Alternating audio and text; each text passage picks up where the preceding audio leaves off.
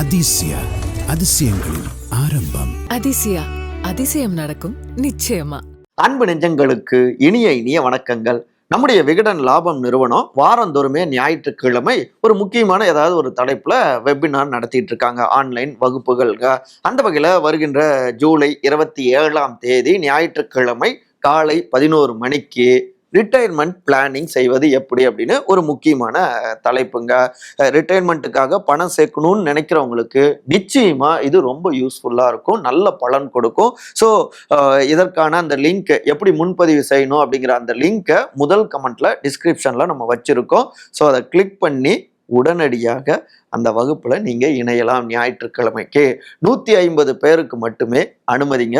So சீக்கிரமா click பண்ணி அந்த வகுப்புல இணைஞ்சிக்கலாம். ரிட்டையர்மெண்ட் பிளானிங் சம்பந்தமாகவும் நிறைய கத்துக்கலாங்க. அதே நேரத்துல இது அரசியலுக்கு கிடையாது, அரசியலுக்கு நோ ஓய்வு. அந்த வகையில தான் வேகம் எடுத்துக்கிட்டு இருக்காங்க. ஒரு பக்கம் மோடி, இன்னொரு பக்கம் எடப்பாடி. ரெண்டு பேருமே டார்கெட் டிஎம்கே அப்படிங்கிறதுல கரெக்டாக போகிறாங்க. ஆனால் அது யாரோடைய தலைமையின் கீழே போகணும் அப்படிங்கிறதுல எக்கச்சக்கமான குளறுபடி, பல பஞ்சாயத்துகள் ஓடிக்கிட்டு இருக்கு.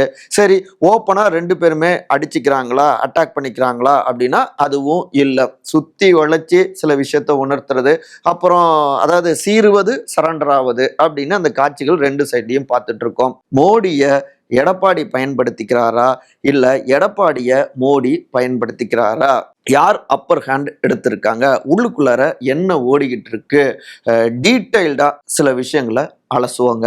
இன்னொரு பக்கம் பார்த்தோம்னா 100 நாட்கள் திருப்போரூர் டு தருமபுரி 100 நாள் பயணம் தொடங்கி இருக்கிறார் அன்புமணி.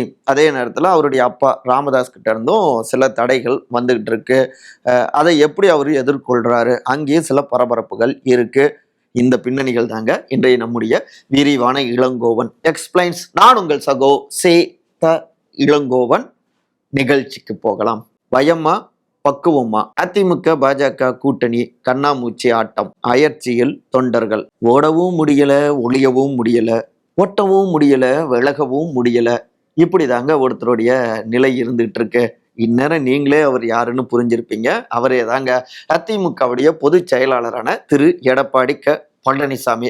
அவருடைய நிலை ஏறக்குறைய இன்னைக்கு இப்படிதாங்க இருந்துகிட்டு இருக்கு. பாஜகவுடைய தேசிய தலைவர்கள் தமிழ்நாட்டுக்கு வரப்பெல்லாம், அதுவும் கூட்டணியில இல்லாதப்ப அவங்க வந்தா கூட அதை இவர் சூப்பரா ஹேண்டில் பண்ணிடுவாரு. ஆனா கூட்டணியில இருந்துகிட்டு அவங்க தமிழ்நாட்டுக்கு வரப்பெல்லாம் பகீர் பகீர் திக் திக் திக் திக் அந்த திகிலோடு தான் அவர் இருப்பாரு. அந்த அளவுக்கு தான் பல விஷயங்கள் ஓடிக்கிட்டு இருக்கு. இப்போ எடப்பாடி அவர்களுடைய மைண்ட் வாய்ஸ் எப்படி இருக்கும் அப்படின்னா, ஏன்னா இப்போ பிரதமர் திரு நரேந்திர மோடி தமிழ்நாட்டுக்கு வராரு இல்லையா, 26, 27 ஜூலை, நாளை மறுநாள். இங்க வந்த உடனே என்டிஏ கூட்டணியில அதிமுக தான் தனித்து அவங்க ஆட்சி அமைப்பாங்க. அங்க முதலமைச்சர் வேட்பாளர், முதலமைச்சராக இருக்க போறது திரு எடப்பாடி தான். இந்த வெற்றிக்கு எங்களுடைய பாஜக துணை நிற்கும் அப்படின்னு மோடி பேசிட்டா அப்பாடா அப்படின்னு நிம்மதி பெருமூச்சு விடுவாரு எடப்பாடி. ஆனா நம்ம நினைக்கிறதெல்லாமே நடந்துருமா? கனவெல்லாம் நனவாகணும், ஆனா யதார்த்தத்துல நடக்குமா அப்படின்னு பார்த்தா பெரிய கேள்விக்குறிதான். குறிப்பா அதிமுக பாஜக கூட்டணியிலிங்க. இன்னும் சொல்ல போனா தமிழ்நாட்டுக்கு இப்ப வரப்பவே, ஆடி திருவாதிரை திருவிழாக்கு வரப்பவே கங்கை நீரோடு தான் வரப்போறாரு பிரதமர் திரு நரேந்திர மோடி. ஆன்மீகத்திலையும் சரி, அரசியல்லையும் சரி, இந்த ஆன்மீக அரசியலை பக்காவா ஸ்கெட்ச் போட்டு திட்டம் போட்டு செயல்படுத்துறாங்க. ஆனா இங்க நாங்க திராவிடத்துல உறுதியா இருக்கோம், திராவிட கொள்கையில இருந்து தவற மாட்டோம், அதிமுக தான் ஆட்சி அமைக்கும் அப்படின்னு வெவ்வேறு வடிவத்துல திரு எடப்பாடி பேசினாலும் அது அழுத்தமாக எடுபடக்கூடிய வகையில இல்லைங்க. இங்க பாஜக கொஞ்சம் லீடு எடுக்கிறதுக்கு ஒரு வகையில எடப்பாடியும் ஒரு காரணமா இருந்திருக்காரு. கூட்டணிக்கு அப்புறம்தான் முருக பக்தர்கள் மாநாடு நடக்குது. அதுல முன்னாள் அமைச்சர்கள் திரு ஆர்பி உதயகுமார், திரு செல்லூர் ராஜு, திரு ராஜேந்திர பாலாஜி உள்ளிட்ட பலருமே முக்கியமானவர்கள் போய் பங்கெடுத்துக்கிட்டாங்க. அங்கதான் மதுரையில தந்தை பெரியார் அவர்களும் பேரறிஞர் அண்ணா அவர்களும் அந்த காணொலி வாயிலாக அவங்க கடுமையாக விமர்சிக்கப்பட்டாங்க. ஓகே, ஒரு பக்தர்கள் மாநாட்டுக்கு போனாலும் கொள்கை தலைவர்களை விட்டு கொடுத்துருக்க கூடாது இல்லையா, இது ஒரு பெரிய விமர்சனமானது. அதுக்கப்புறம் பின்னாடி முன்னாள் அமைச்சர் திரு ஆர்பி உதயகுமார், அப்புறம் முன்னாள் அமைச்சர்கள் எல்லோருமே நாங்கள் கொள்கையில் உறுதியாக இருக்கோம், நாகரிகம், அரசியல் நாகரிகம் கருதி நாங்க அங்க அமைதியா இருந்தோம். இதை எந்த காலத்திலும் நாங்க அக்செப்ட் பண்ணிக்க முடியாது அப்படின்னு கொஞ்சம் வார்த்தைகளை கடுமை காட்டியிருந்தாரு மாஜி அமைச்சர் திரு ஆர்.பி. உதயகுமார்.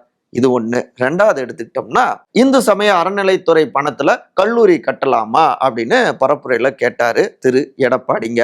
என்னங்க, டோட்டலாகவே பிஜேபியோடைய வாய்ஸா மாறிட்டீங்களா?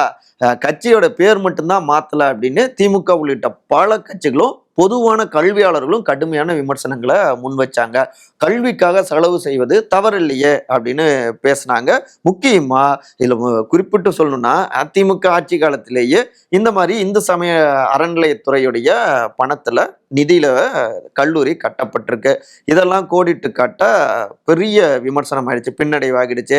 அதுக்கப்புறம் கொஞ்சம் லேட்டா சுதாரிச்சு கல்லூரி கட்டுறது ரொம்ப நல்ல விஷயம், அதை நாங்க வரவேற்கிறோம், அது சரின்னு சொல்றோம். ஆனா அரசாங்கமே தன்னுடைய பணத்துல இருந்து அதை கட்டலாமே, அதை ஏன் அவங்க செய்ய தவறுறாங்க?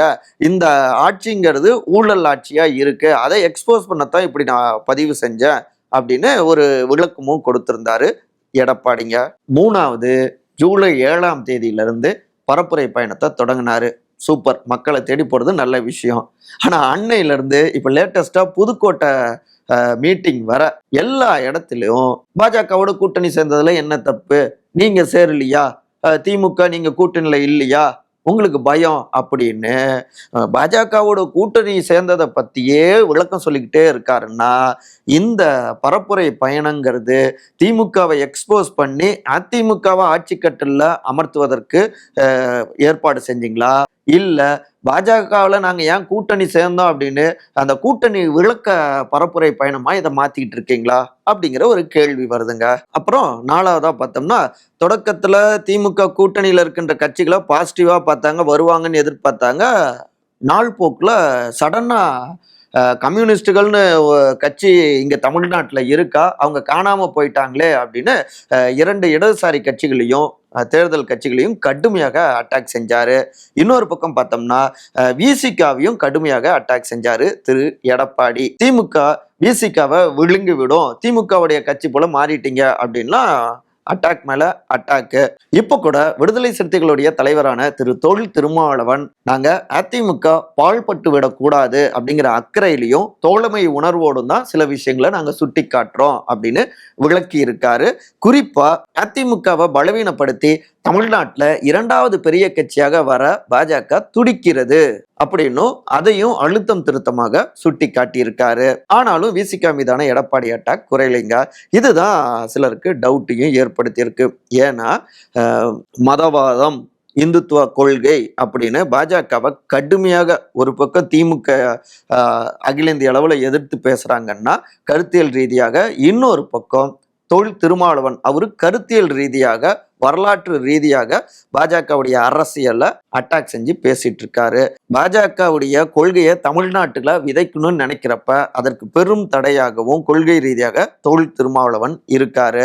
அப்ப தொல் திருமாவளவனுடைய அந்த இமேஜை உடைக்கிற மாதிரி அவருக்கு எதிராக ஏன் தொடர்ந்து எடப்பாடி அவர் பேசிக்கிட்டே இருக்கணும்? நட்பு சக்தியா பார்த்திருக்கலாமே. இவர் சொல்ற மாதிரியே எத்தனையோ முறை இந்த கூட்டணியில இருக்கின்ற கட்சிகள் அடுத்த தேர்தலில் இன்னொரு பெரிய கட்சியோட கூட்டணியை வச்சிருக்காங்க.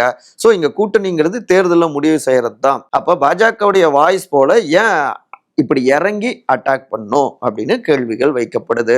இதற்கு அடுத்து 5வதாக இதுதான் முக்கியமான சமாச்சாரம், கூட்டணி ஆட்சி, ஆட்சியில் பங்கு. முதல் நாள் இங்க கூட்டணி ஏற்பாடு ஆணிச்சு சென்னையில உள்துறை அமைச்சர் திரு அமித்ஷா அவரு உறுதிப்படுத்தினார் கூட்டணி. அப்ப இருந்து கூட்டணி ஆட்சி அப்படிங்கிறது ஒரு விவாத பொருளாகவே மாறி இருக்கு. கருத்துருவாக்கத்தை வலுவா ஊன்றிட்டாங்க. இதற்கு தான் பரப்புரை பயணத்துடைய இடையிலேயே கூட்டணி ஆட்சி அமைக்க நாங்க ஒண்ணு ஏமாளிகள் அல்ல, அதிமுக தனி பெரும்பான்மையோடு ஆட்சி அமைக்கும் அப்படின்னு திட்டவட்டமாக அடிச்சு பேசினாரு திரு எடப்பாடிங்க. பரவாயில்லையே அப்படின்னு நினைச்சிட்டு இருந்த நேரத்துல அடுத்து ஒரு பேட்டியில, இல்லைங்க நான் பாஜகவுக்காக சொல்லல, திமுகவை திருப்பி அடிக்கணுங்கிறதுக்காக தான் இப்படி நாங்க சொன்னோம், நாங்க ஒன்றும் அதிமுக சாதாரண கட்சி இல்லை அப்படின்னு நிரூபிக்க தான் இதை நான் சொன்னேன் அப்படின்னாரு. ஏங்க, இதுக்கு பேர் தான் அரசியல் பல்ட்டியா?